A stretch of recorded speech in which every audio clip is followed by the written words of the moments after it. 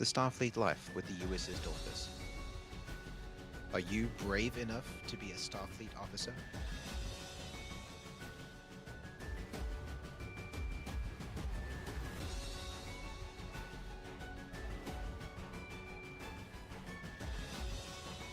Do you have what it takes?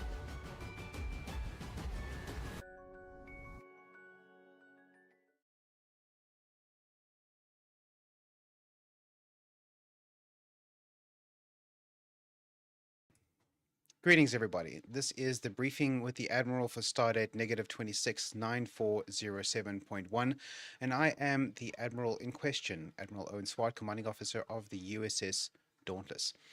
Let me begin, as I customarily do, by explaining who we are and why we're here before we get onto today's topic. So we are the USS Dauntless, which is a fan club, a Star Trek fan club. I don't really like that word because it doesn't really do us justice. It doesn't really explain what it is that we do, but that is probably the best word available. So we are a Star Trek fan club based in Cape Town, South Africa. We are a Starfleet style club, complete with ranks, titles, and uniforms, which means that we style our visual elements and our organizational structures after those of the fictional Starfleet as depicted in Star Trek. So we model ourselves on the fictional Star Trek, but we are a real life organization with real life people who do real life things in the real world.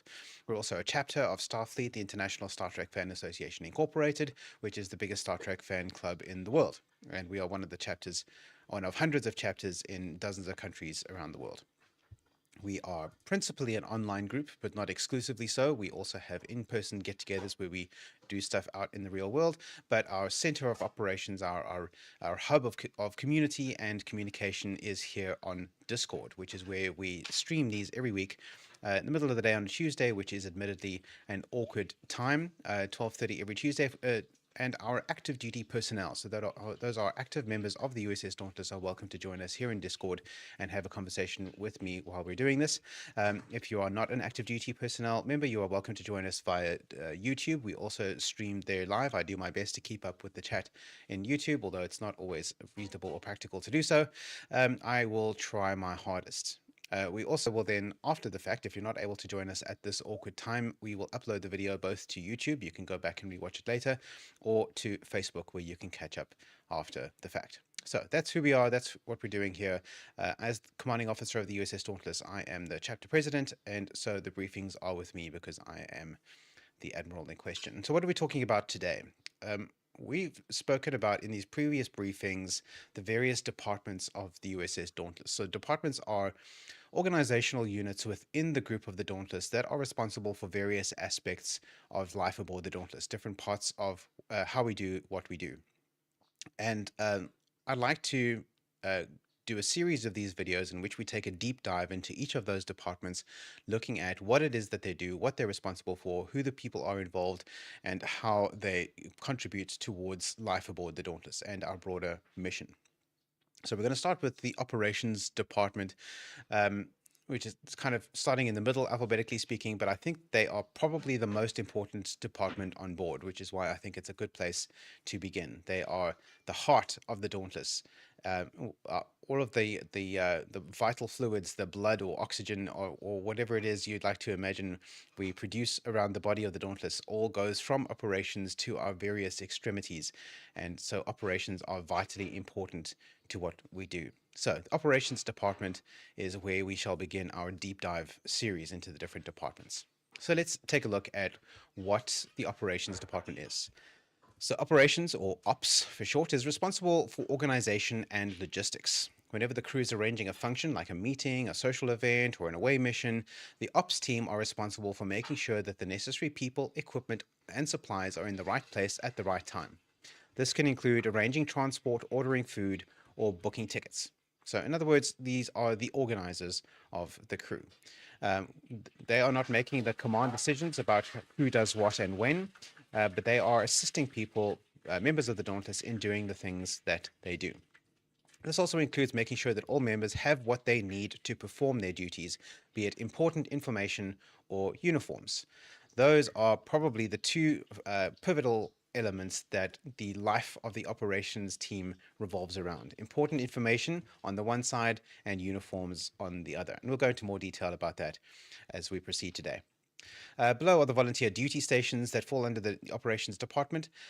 Duty stations are active members who, what are duty stations? I did a whole video on duty stations not that long ago. If you'd like to get more detail about that, feel free to go take a look there. But in essence, duty stations are volunteer positions aboard the Dauntless. So these are Dauntless members, active duty members who've decided to take on a specific set of deliverables by volunteering for a position. So the metaphor we're using there are seats on the bridge. So we've seen in Star Trek, the various starships that we've seen, everybody has a seat with a console in front of them. Each one of those seats is a duty station, and the person sitting in that chair is responsible for a certain set of deliverables in running the ship. Although we don't have a physical bridge, we have a conceptual bridge, and we have various duty stations upon our conceptual bridge, each one of which carries with it a certain set of duties and responsibilities. So people who sign up for a duty station are volunteering to perform those duties. So that's what a duty station is. And there are a number of duty stations that fall under the operations department. Now, we also allow for members who are active duty, so people who are interested in being actively involved in the day-to-day operations of the Dauntless or the day-to-day functions of the Dauntless, but without necessarily committing to a specific set of deliverable outcomes. Those are what we call standard positions, and the operations department does allow for standard positions. So if you'd like to serve in the operations department, but you're not sure you want to commit to a specific volunteer position, you can join the team as a standard position holder within the operations department. So you'd be, if you're an enlisted member, you would be an operations specialist, or if you are an officer, then you would be an operations officer. If you'd like to request assignment to the operations department as a standard position, you can apply here. So if you go to our website, you go to the departments drop down here and go to operations, you can follow that link if you're interested in signing up with the operations department. So that's the brief rundown of what the operations department does. Ops, I'm going to try and say ops because operations is too many syllables. So that's what ops is. Now, the ops team as a whole have a number of key responsibilities. So when I'm talking about the ops team, I'm talking about the various duty station holders within the operations department, assisted and supported by any standard position holders that are also in the operations department. It's going to be difficult for standard position holders to get too stuck into the work of doing the ops stuff because of access privileges. So we have to be very mindful about security on board. There's a whole security team whose job it is to make sure that people have the appropriate level of access to our various tools and systems. And not everybody is necessarily qualified in terms of international legislation, for example, to access personal identifying information. So we have to make sure that when we're dealing with that kind of information, internally and externally, the appropriate people assigned to do the work have the appropriate qualifications. And those qualifications are obtainable through Starfleet International Star Trek Fan Association Incorporated, Starfleet International.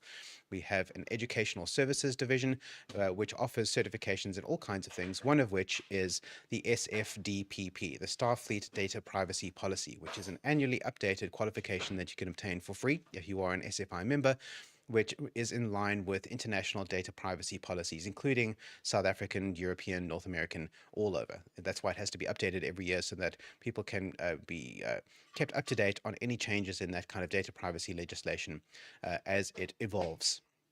So some people need to have that kind of qualification in order to do the work of the operations team because there is personal identifying information in some of the tools that the team uses. So it can be difficult for standard position holders who are usually not qualified in that way to be able to help out too deeply when it comes to the duties of the operations team, but they, I'm sure, can find ways of helping out nonetheless.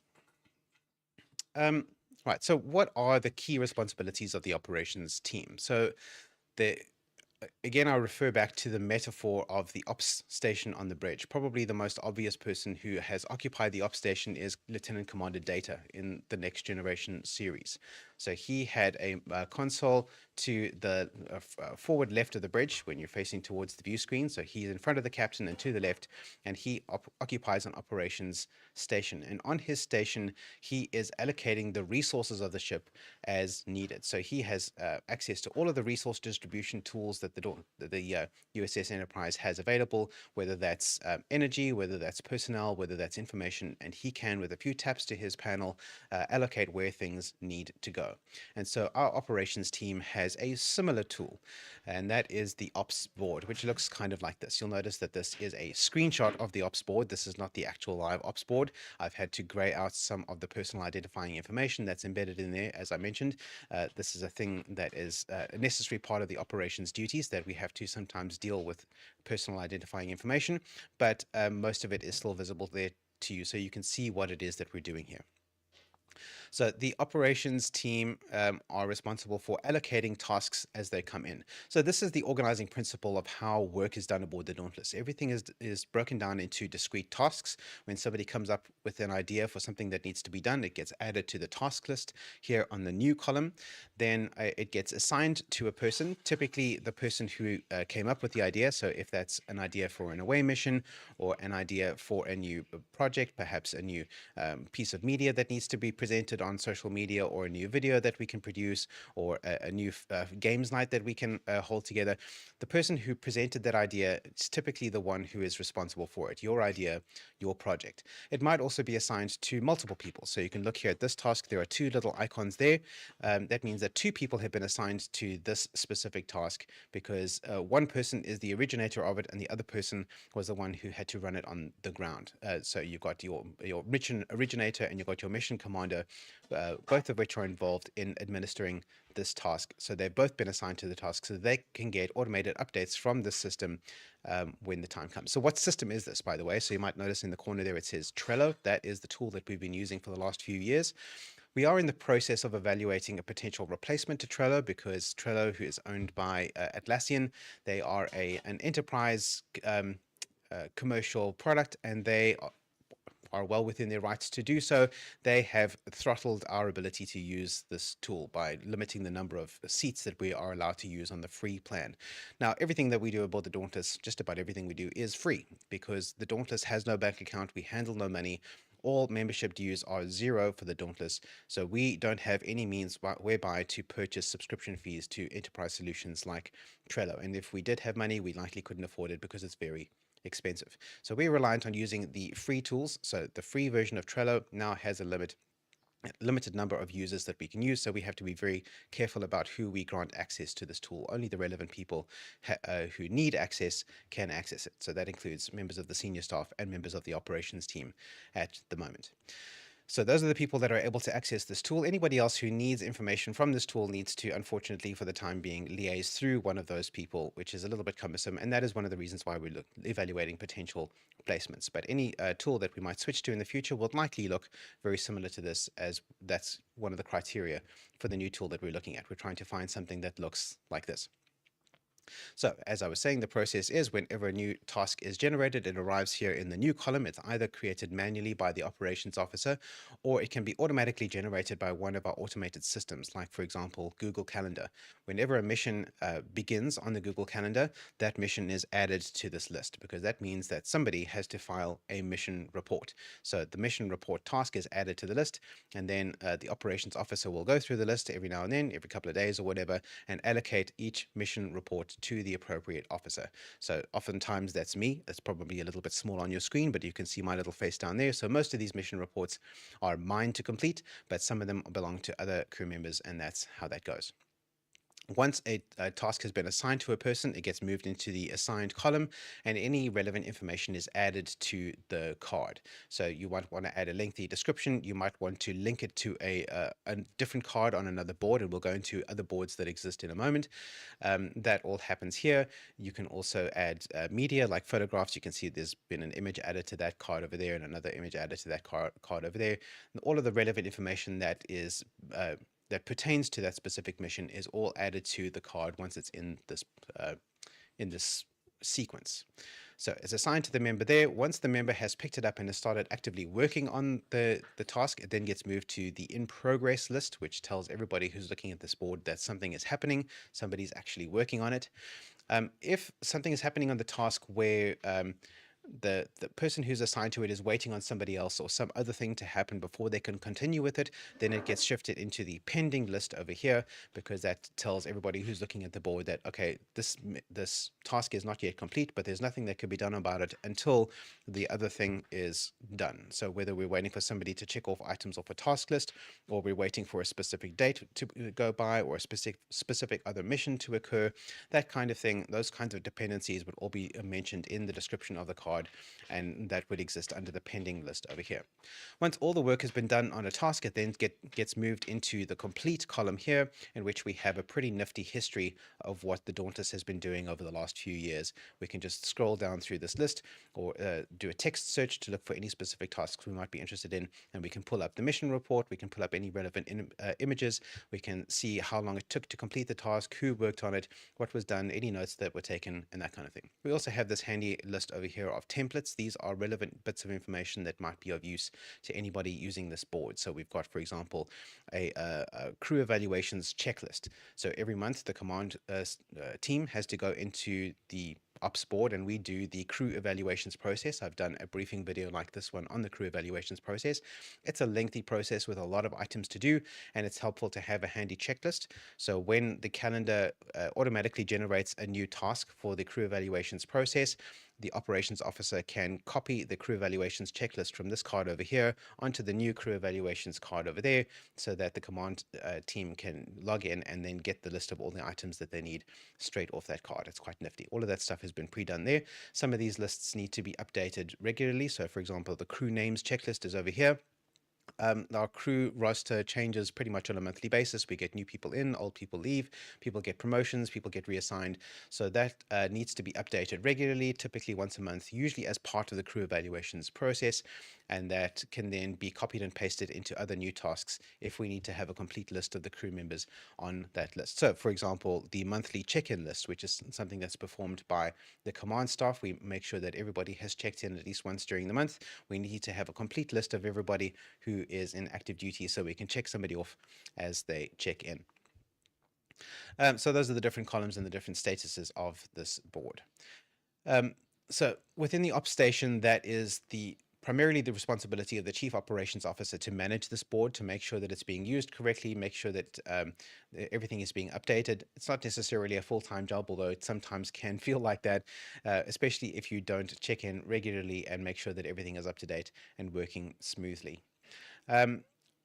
Using this board as a resource, the operations team can then provide guidance and support to other duty station holders throughout the ship. So for example, well, I've already mentioned the example of the command staff. So the command staff once a month has to do the crew evaluations process. The operations team can, by supporting them here on the operations board, can slot in all the relevant checklists and other bits of information that the command team might need in order to complete their tasks, the crew evaluation report. So although it is the responsibility of the command team to do the crew evaluations, the ops team are able to support that by making sure that the relevant bits of information are in there.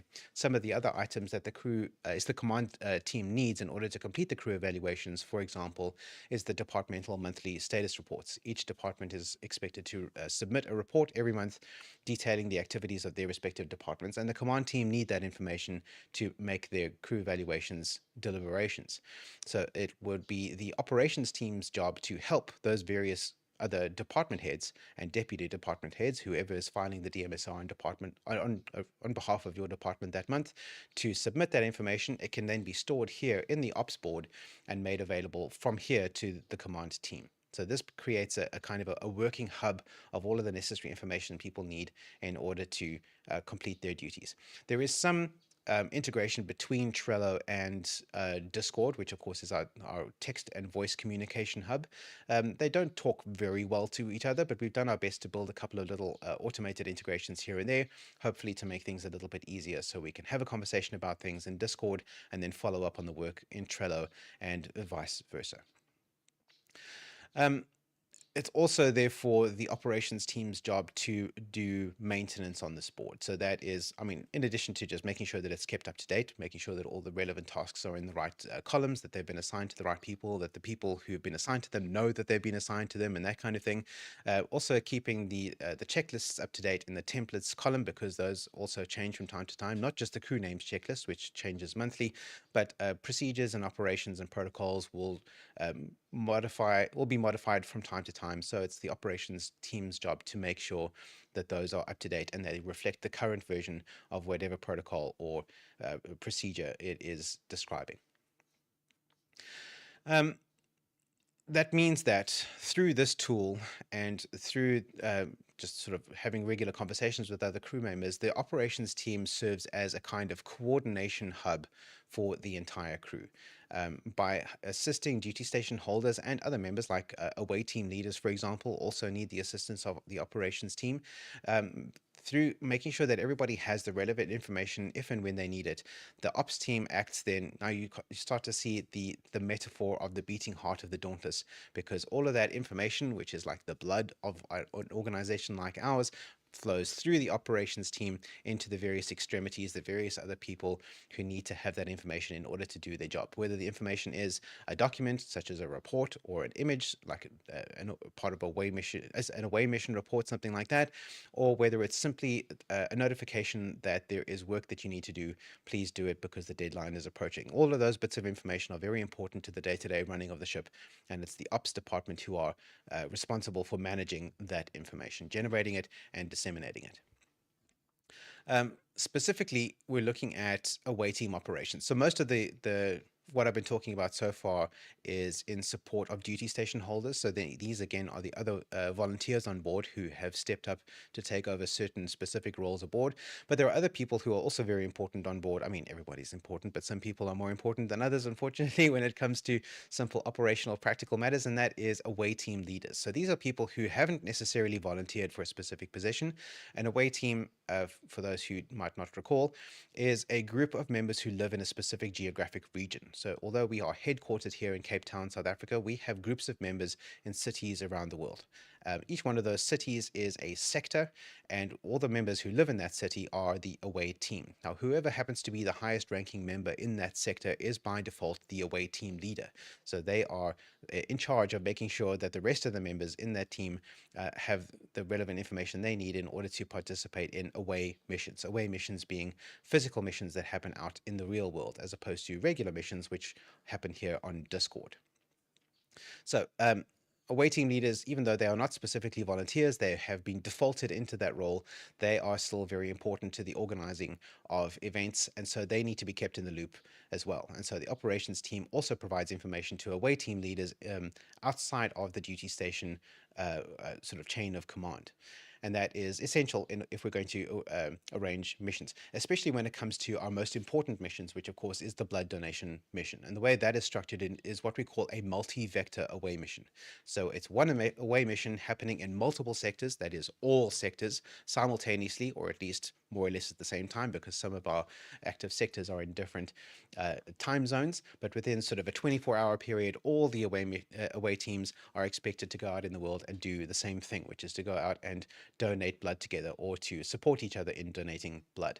That is a mandatory mission that all active duty personnel are required to attend every couple of months. And it is the away team leaders who are critical to making sure that that mission is a success. And the operations team are the support layer that enable that to happen. So when it comes to that specific mission, it is the medical team who originate the mission. They provide all the necessary information that people might need. They answer questions, they offer guidance, and then the operations team makes sure that that information ends up in the hands of the right people, specifically the away team leaders, and of course the individual crew members, the individual away team members who need to attend that mission, and then everybody is able to complete that mission in the best way possible. So you see how critical it is that the operations team function in that way. So that is when it comes down to resource allocation. So the most important resource that we have really aboard the Dauntless is information. But there's another important resource aboard the Dauntless which relates to how we function in the world, and that is uniforms. So we are, again, a Starfleet style group. Oh dear, I skipped a couple of tabs. Uniforms and equipment, but uniforms in particular. we are a Starfleet style group, so we have, again, titles, ranks, and one of the things we also have based on Star Trek is uniforms. The uniforms represent a visual form of communication in which we identify ourselves to each other and to the world. This is not cosplay. We're not dressing up in costumes. We are dressing in actual uniforms that we have earned the right to wear. It displays our correct branch of service color. It displays the rank that we've earned, sometimes over the course of many years. So this is a visual communication of our status within this organization, both to each other and to everybody else, which is distinct from a costume. These are not costumes, these are uniforms. And but putting together a uniform, especially a screen accurate uniform like this one, let's go through there. One of these Class B standard duty uniforms, putting one of those together can be fairly complex and expensive. And especially if you're new to the crew, it can be a fairly daunting proposition to try and figure out where to do that from scratch. And so this is critical information that members of the Dauntless require in order to perform their duties, part of their duties being wearing uniforms.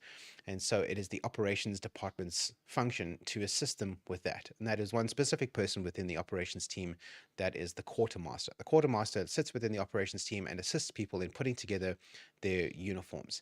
So that means helping them decide which uniform to wear, because of course there are different versions of the uniform that are appropriate for different circumstances.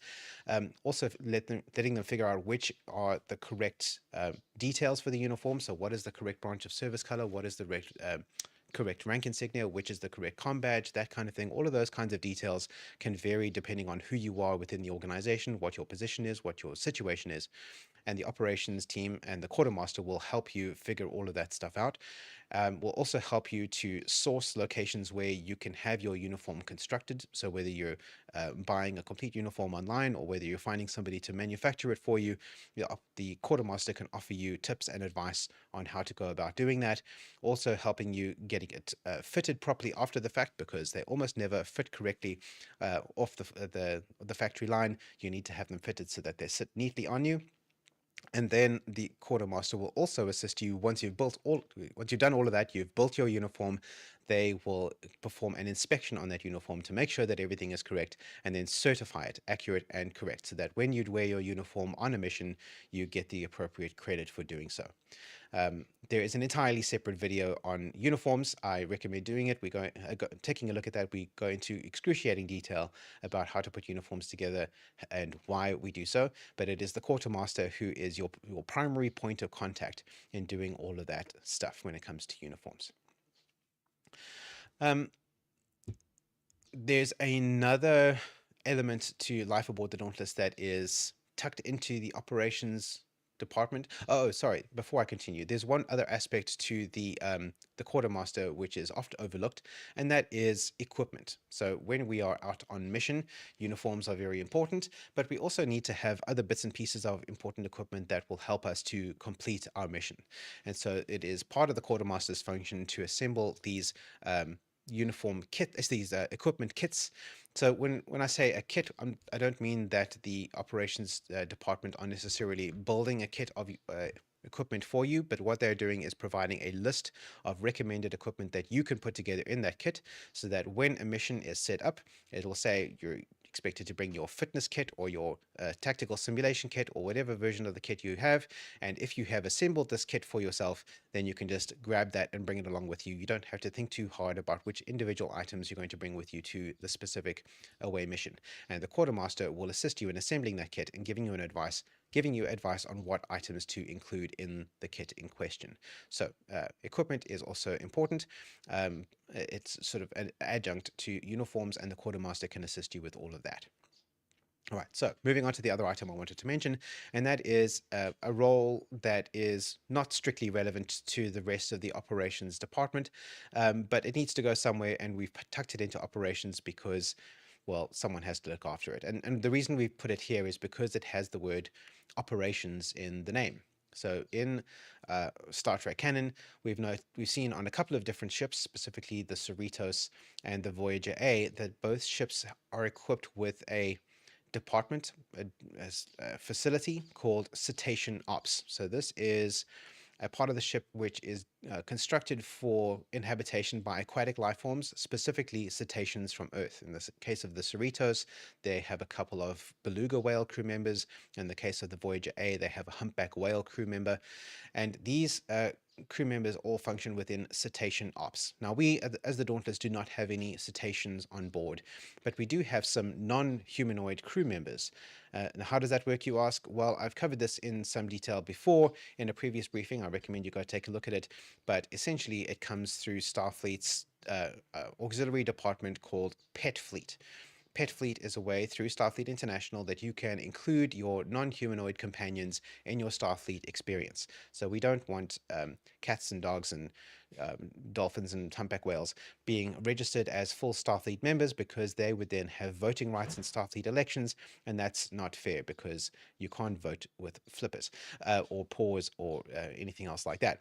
So voting rights for non-humanoid crew members is unfortunately not permitted in Starfleet International, but if you want to include your non-humanoid companions in your Starfleet experience, Pet Fleet is the way that you do that. You can sign your non-humanoid companion up for a Pet Fleet membership. They will receive a unique membership code, just like your Starfleet security clearance code, and they will be assigned to your chapter. And so we here aboard the Dauntless have a place where we can engage in that kind of activity called non-humanoid operations, which is looked after by the operations team. There's not a lot that happens there other than we just like to talk about our non-humanoid companions, maybe share photos and that kind of thing. So in terms of sharing information and being critical to the mission of the Dauntless, Pet Fleet isn't really that, but it's still interesting and fun, and some of us enjoy engaging in that, and operations look after it on our behalf.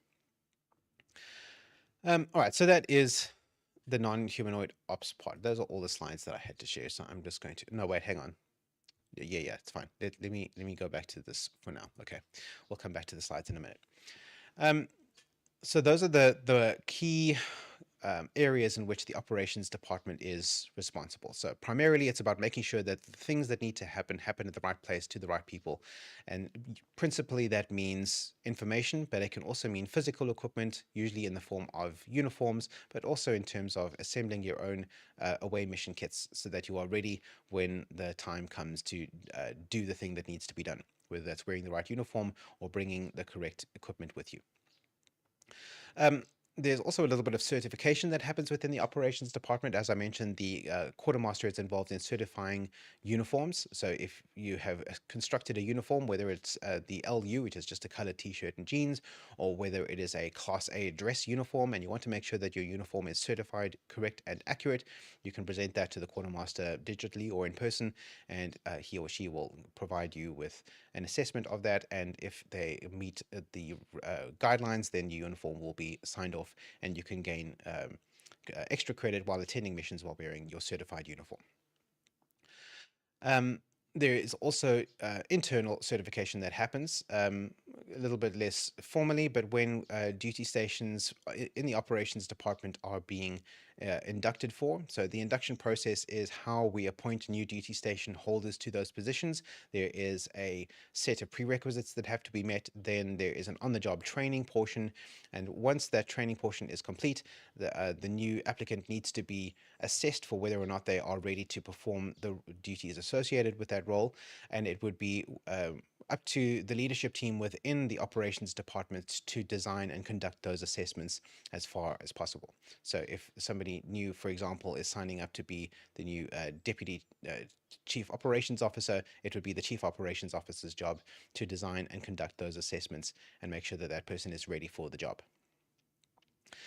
And that also involves mentorship and guidance. So that whole induction process requires a hand-holding by superior officers who are already experienced in the job. And so that can take place as dictated by that protocol. Now let's look at the list of duty stations. So we've mentioned the duty stations a few times. Let's look at the list of duty stations within the operations department one by one. Where is it? There we go. There's the slides. Okay, right. So this is, again, the operations department. At the top, we have the Chief Operations Officer, who is the department head. And the department head acts as a communication conduit between the command department and the operations department. So the command department makes the decisions for how the Dauntless is going to operate, how things are going to happen, and it's up to the operations department, the chief operations officer, to enact those decisions within the context of his or her department. The COO is responsible for ensuring that all volunteers have the resources they need in order to perform their respective duties. So that's the coordination hub of the Dauntless. This position may not be held by an enlisted member. Department heads all need to be commissioned officers. So what are the duties and qualifications? So the ops station, so this is this thing, remember the ops station, that is principally managed by the Chief Operations Officer. That's ensuring that the tasks on board are assigned to and completed by the relevant duty station holders, providing guidance to other duty station holders on the correct procedures, protocols, and formats to use when working on tasks. So it stands to reason that in a system of this kind of complexity, you want to try and make sure that everything is relatively uniform, and so it is the Chief Operations Officer's duty to make sure that the other duty station holders know how to use the tool. And then keeping the operations console up to date. So we want to make sure we don't have too many unassigned missions sitting here in the new column, and that assigned missions aren't lingering here for too long. Things that are pending are followed up on, and things that are in progress are not stuck in progress for too long. Ideally, all four of these should be empty most of the time, with everything sitting incomplete. Realistically, it never actually looks like that, but ideally that's the picture that you're looking for, and it's the Chief Operations Officer's job to try and make sure that that happens. Again, it serves as the coordination hub, which is managing lines of communications between departments to facilitate coordinations on projects. So, for example, again, when we're looking at our blood donation mission, which is our priority one mandatory mission for all personnel, the medical department are the ones who originate the mission, and they facilitate and supervise the whole thing. But it's important, for example, that the communications department have all the relevant information that they need in order to publish information internally and externally about that mission. And it's the operations team's job to make sure that those two department heads are talking and sharing the relevant information that they both need. So that's establishing comm channels with all relevant stakeholders and ensuring tasks are tracked and attended to on the operations board. Away team operations, so that's supervising away team leaders and assisting them in coordinating their away missions. We've got certifications, that's within the operations department. We've got departmental supervision, so that's maintaining open lines of communication with members of the operations department. This is standard department head stuff, by the way, the specific task. This is what each department head is required to do every month, is to check in with every member of their department in whatever way is convenient for them, preferably in the form of a crew report at the end of the month, in which the crew member provides a list of all the things that they did that month. But failing that, any kind of direct interaction, whether it's an instant message or a phone call or a face-to-face meeting, whatever, any kind of contact like that is sufficient.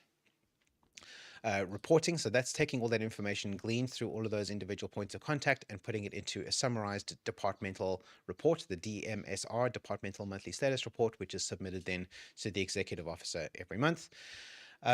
A department head also has to serve as officer of the watch, which is to monitor Dauntless communication channels during convenient hours and take swift action should any inappropriate content be posted or other issues arise. This isn't really something that happens very often, but it does happen from time to time, where one of the auto moderation tools in Facebook or Discord picks up a message that might be inappropriate and flags it. Then one of the officers of the watch needs to step in and take whatever action is necessary, whether that's having a stern talking to the person in question or adjusting the settings on the auto mod because it really wasn't that bad anyway. Logging is a requirement that's a little bit archaic, and that is to write a regular column for the Crow's Nest. This dates back to the days when the Crow's Nest was our newsletter, but it no longer exists as a newsletter. It's now an internal video series. So an updated version of this, which actually this does need to be updated, that's my job. The new version of that would read something like providing information to the communications department for fabrication of new Crow's Nest videos, or something to that effect. And then delegation is performing any and all duties the Deputy Chief Operations Officer is unable to perform. So the DCOO reports directly to the COO, and if they're not able to keep up with their duties, then the Chief Operation Officer has to step in and do that stuff. So these are the minimum qualifications that the Chief Operations Officer needs to have. These are pretty standard. They need to be actively they need to be an active participant in a bare minimum of 30% of all USS Dauntless activities. The reason we say here all USS Dauntless activities as opposed to operations department activities is that the operations, being primarily an inward focused department, tends not to have away missions or other kinds of functions. Any activities that the operations team might have would be meetings, and we want to throttle back on the number of meetings. Meetings aren't fun. We want to have missions that do things, and that's primarily the function of other teams within the Dauntless, not so much the operations. So the operations team, because they're in coordination with every member of the, so every part of the Dauntless, we want to have active participation in all Dauntless activities at a bare minimum rate of 30%, measured over a 3-month time frame. That's online and in-person activities, also monthly challenges, and the applicant must be an active user of both Discord and Trello, because those are the two principal tools that the operations team uses. And then we have a list of relevant qualifications that the applicant would have. They need to be high enough rank. They need to have the officers training school from Starfleet Academy, which is now, of course, Starfleet Educational Services, the SFDPP, the Starfleet Data Protection Policy, which is either the 102 and 101 and 102, which are the initial courses, or one of the annual update courses in which you can keep your qualification up to date. The Bridge Officer Certification, Chief Operations Officer, again, it's Starfleet Educational Services. This is sort of a cluster qualification. You can learn a little bit about principally the metaphorical backing behind the concept of a bridge officer, as opposed to the chief operations officer, as opposed to the actual practicalities of being an operations officer on the Dauntless. But it's helpful, I think, to have an understanding of that theoretical background. Need to have completed the new recruit orientation course, which all new members of the Dauntless need to complete. Need to be an active member of Starfleet International in good standing. You're going to need a Starfleet membership to do all of these other qualifications through educational services anyway, but it also needs to be current and good. And then you also need to have a correct and accurate standard duty uniform. So the Class B uniform, if you're going to be a senior officer, like a department head, you need to have one of those ready to go. And then within 6 months of appointment, you need to have completed the PD 100 certification through what used to be called the Starfleet Marine Corps Academy. I keep forgetting what the new name is, but it also falls under Starfleet Educational Services. In my opinion, possibly the best course out of the entire academy. Privileges of the role is, upon appointment, the station holder is granted a conditional promotion to the grade of 03, which is lieutenant. After holding the position for 6 continuous months, the promotion becomes permanent. This is unlikely to actually trigger. Once you've, as a member of the Dauntless, have completed all of these, you're probably already higher than lieutenant. So this is probably not going to happen, but just in case, you never know. So this position is currently vacant, by the way. You can apply for it by coming to this page. Again, that is on the Dauntless website. Go to Departments, Operations, and clicking here. This will take you to the relevant application form. If you feel like you can perform the duties of the Chief Operations Officer, come and kick off the induction process by filling in this form here. You don't have to have all of these already lined up by the time you apply. That's what the new induction process is about helping you first tick off all the relevant prerequisites. So you can get started today, even if you don't have any of these items, and we will help guide you through putting together the necessary stuff that you need in order to complete that position when the time comes. But our Deputy Chief Operations Officer position is currently filled by Captain Gordon Reed. He's elected not to have his photograph on the website. And the Deputy Chief Operations Officer is essentially the right-hand person to the Chief Operations Officer. Their primary assistant in all their duties. The one thing that's different about the Deputy Chief Operations Officer that distinguishes them from the Chief Operations Officer is where the Chief is responsible for managing the Operations Board, the Deputy Chief is responsible for managing the Mission Log Board. So the Mission Log Board is a sister board to the Operations Board that focuses specifically on mission reports. So when a mission is completed, the calendar will automatically create a new task under Open. It's creating a mirror task also on the operations board. So the same task is created on both boards. Unfortunately, the Trello tool that we have doesn't allow us to link those two cards automatically. So somebody has to do it manually. Whoever's operating either board can do that, whether it's the Chief Operations Officer or the Deputy can do it from the mission log board. Either one can do that. Once those two matching cards are linked, then you can easily move from one to the other. But it's on the mission log board that the mission commanders would update the relevant details there. So a new mission occurs, so that's triggered by the Google Calendar. It's added here. The mission commander can come to this board and update the relevant details. So that's adding any photographs, giving a report of the mission, what occurred, putting in a checklist of the roll call of everybody who attended the mission. All of that stuff happens here on the mission log. And then it therefore doesn't need to happen over on the ops board, but you can replicate that content on the ops board if you wish. Once all of that information has been added to the card, it then moves from the open list to the complete list. This would also be done by the Deputy Chief Operations Officer. He wouldn't necessarily have to do that every day. He could log in once or twice a month and just make sure everything is up to date. Only then, once all of these are done for the month, they've all been added to the complete list. Then at the end of the month, the senior staff, the command team, while doing crew evaluations, can then go through the roll call lists of each of those missions, make sure that everybody has the relevant credit for attending all the missions they have participated in that month. They'll check off each person on every list, and once those lists are completed, that the relevant card then gets moved by the command team into the history list here, where we have a more or less comprehensive history of all the missions that the Dauntless crew have embarked upon over the last few years, with any supporting information or documents or anything like that. So it is the Deputy Chief Operations Officer's job to manage the mission log board, which mirrors some of the information on the primary ops board over here, which is managed by the Chief Operations Officer. That is the principal difference between those two duty stations. In all other things, the Deputy Chief Operations Officer is the runner-up, or the second command for all of the duties that the Chief Operations Officer would do. So if the Ops Chief can't do their job, then the Deputy Chief would step up and do that for them, and vice versa.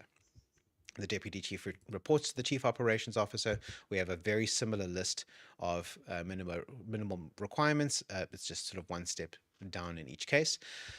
Another distinguishing characteristic here is that the Deputy Chief Operations Officer can potentially be held by an enlisted member. So this is somebody who's not currently a commissioned officer. It just means that the title is different. Instead of being Deputy Chief Communications Officer, it would then be Chief Operations Non-Commissioned Officer. You still need to be the NCO. You still need to have completed a bunch of stuff, and you still need to be an active Starfleet member in good standing. Most people who are members of Starfleet in good standing become officers very quickly, but some people choose not to, and that's perfectly acceptable. You can still serve in this position as an NCO, but you do need to be an active member of Starfleet International. You've got a similar list of privileges. When the Chief Operations Officer position becomes vacant, the deputy is automatically considered an applicant for that role. It doesn't mean you automatically get the role, but you're automatically considered an applicant if it's something that you want. Although that doesn't apply, of course, to enlisted personnel. They don't get that automatic consideration. The next duty station is, as I mentioned, the ship's quartermaster. So this is the person who's responsible for helping everybody assemble primarily their uniforms, but also those equipment lists. So the duties include specifications. That's maintaining a list of accepted uniform types. This list must be available to the crew upon request, and it usually is. It's published here on the website. We have our main uniforms. These are the uniforms that we wear most of the time, but we also have a list of alternate uniforms. So from the 25th of each month onwards, we are allowed to wear any Starfleet uniform that is seen on screen, any sort of acceptable variant, and it is the ship's quartermaster's job to keep as comprehensive a list as possible of the permissible alternate uniforms that we can choose to wear at the end of the month. But the most detailed that we're looking at is these three sets, the Class A, Class B, and Class C. Again, there is a more comprehensive video on that if you'd like to go take a look at the uniforms. Acquisitions, making a list of vendors of materials and accessories for uniforms along with approximate pricing. This list must be available to the crew upon request. This is maintained inside Discord. If you go to the QM store section of the Discord server, you can find as comprehensive as possible a list of items that you can buy. So whether that's uniform jackets, comm badges, rank insignia, caps, phaser prop replicas, all of that kind of thing. Hopefully you'll be able to find it there. If you can't find the item that you're looking for, post a message in the quartermaster channel in Discord, and our quartermaster or acting quartermaster or some other member of the operations team will do their best to assist you. Which reminds me, of course, that the ship's quartermaster is currently vacant. You then have stock. So we try to avoid doing this, but sometimes it's unavoidable. That whenever it's practical to do so, the quartermaster will keep stock of essential items available for crew members to purchase. So this would typically be items that are Dauntless specific. So things like our Dauntless cap, we have the sleeve patches that go with our Class 3 as our Class C uniforms. Those, because they are custom built for us, it doesn't make sense for any supplier to keep those in stock. So it does make sense for the quartermaster to keep some in stock. They're not always available, but if we do run out, there's typically a waiting list. So for example, there's currently a waiting list for the Dauntless caps. If you go again to the QM store, you can put your name on that waiting list. When there are enough names on the list, then we can place an order and the QM store, at least the quartermaster will then keep those caps in stock for us. And then fleet operations, which is collaborating and coordinating with quartermasters within Region 8 and Starfleet International. So the Starfleet Quartermaster is an online store where members of Starfleet International can buy specific uniform items. Like if you want your particular SFI com badge, this is not one of those, but those are available. So they sell certain rank insignia, t-shirts and merch. There's also the new auxiliary department that falls within the Starfleet Corps of Engineers called the costuming department within the Corps of Engineers. They are also very interested in helping people put together correct uniforms, and it would make sense then for the quartermaster to be in contact with those people so that they can share information back and forth.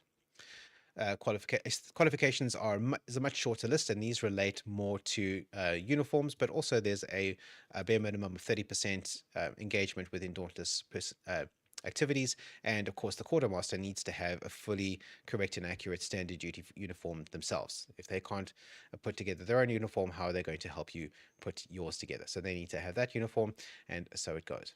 And there is one non-humanoid crew member within the operations department, and that is our emergency operations hologram. Most of our departments have an emergency hologram, and what these are, well, they vary depending on department, but the operations version is a semi-automated Discord bot designed as a short-term supplement to the operations staff. Her capabilities vary based on current requirements, and she may be controlled by other members of the senior staff as needed. So that is usually how she works. So she is a Discord account. She is a user account. She's not a bot account, but she would be then operated by another member of the senior staff who can perform then various operations functions using the operations hologram account instead of their own personal account, just so that things remain neatly siloed within those appropriate organizational units.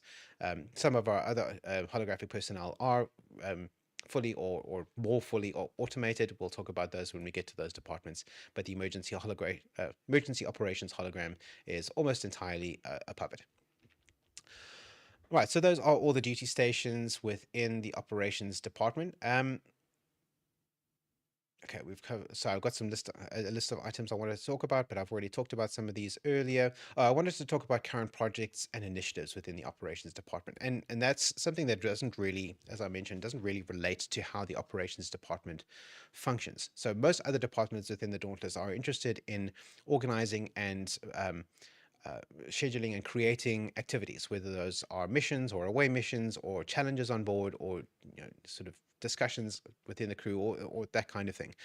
The operations team is typically not involved with that kind of thing. So that's not really how it works within ops. So in terms of projects, the operations team doesn't really have one. The only kind of thing that looks like a project that the operations team are engaged in at the moment is, as I mentioned, the evaluation for a potential replacement to the Trello platform. We're looking at least one other potential replacement, ClickUp, if you have any experience with that, which kind of works in a similar way. We're testing that for viability, but we're also looking at a couple of other potential replacements. That's the closest thing the operations team typically has to a project. They tend not to be project focused. They're more day-to-day operations focused. Also within the quartermaster support team, there is some work at the moment putting together some prop replicas of things like phasers, com badges, and tricorders to help augment crew members' uniforms, and that's useful. If we can source that kind of thing locally instead of having to import it at great cost, that's beneficial to all of us. But again, that's not so much a formal project as it's just part of the ongoing day-to-day function of the operations team. But these projects, insofar as they are projects, do contribute to the broader mission of the Dauntless. When it comes to augmenting uniforms, as I mentioned, are very important to how we do things. So the better we can do with everybody's uniforms, the better. And having a fully functional operations board helps everybody because it's quite important to how we share communication within the Dauntless. But what about you? If you are a new recruit, or perhaps you're somebody who is not completely satisfied in your own position aboard the Dauntless somewhere else, what opportunities are there for involvement in the operations team? So you could join the operations department. You could sign up for one of the duty station positions that are vacant in the operations department at the moment, and you can contribute that way, or you can just join the operations team and get your hands stuck in and help out in any way that the leadership of the operations team might need. Again, they might not be able to give you full access to things like the operations board simply because there are personally identifiable information concerns present, but perhaps if you have some experience in fabricating uniforms, whether you're a sewer or a 3D printer or a painter or something like that, maybe you can assist the quartermaster, or maybe you have some other skills you can offer to the operations team that might be of benefit to those people there.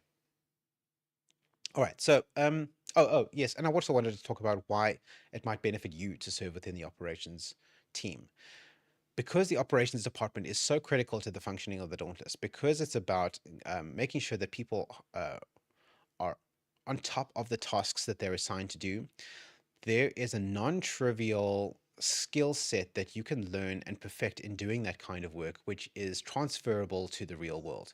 This is the kind of job that you can get within a corporate environment that pays good money if you can master this kind of activity. So although we are practicing and learning these skills within the context of a nonprofit volunteer fan club, that doesn't mean that those skills don't have value outside of this context.